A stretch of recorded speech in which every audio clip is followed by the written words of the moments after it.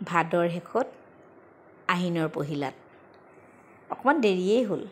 নাঙল ধোৱা পিঠা খোৱাৰ এটা নিয়ম আছিলে। গাঁৱত হাল কোৰ বাই ৰুই ভূঁই ৰুই শেষ হোৱাৰ পাছতেই আমি নাঙল ধোৱা পিঠা বনাওঁ প্ৰতি ঘৰে ঘৰে।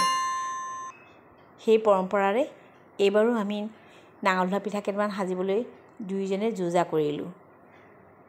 পিঠাকেইটা ৰুটি বনোৱা আটাখিনিতকৈ অকণমান ঢিলাকৈ মাৰিব লাগে, যিহেতু তেতিয়া খাবলৈ কোমল হয়। কলপাত কিখিলা জুইত সেকি ল'লোঁ, নহ'লে চনকা যে ফাটি যাব পাৰে। মুঠি মুঠি কৰি এটুকুৰা এটুকুৰা কলপাত কৰি তাতে পিঠাখিনি সাজি গ'লোঁ।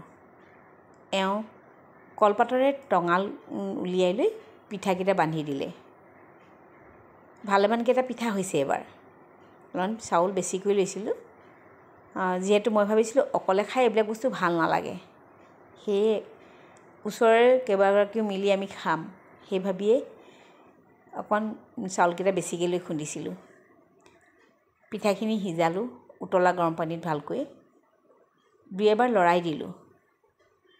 প্ৰথমেই খালে মোৰ এই ষ্টুডেণ্ট ৰজত আগৰৱালাই।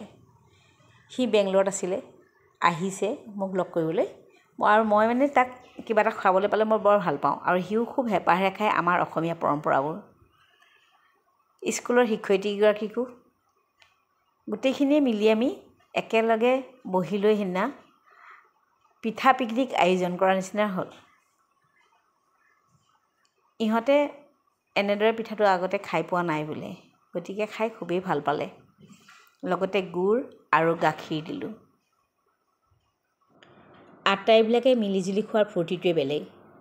ওচৰ চুবুৰীয়া কেইগৰাকীৰ লগত সন্ধিয়ালৈ পিঠা খোৱাৰ সামৰণি মাৰিলোঁ। বৰ ভাল পালে সিহঁতেও নাঙল ধোৱা পিঠা খাই।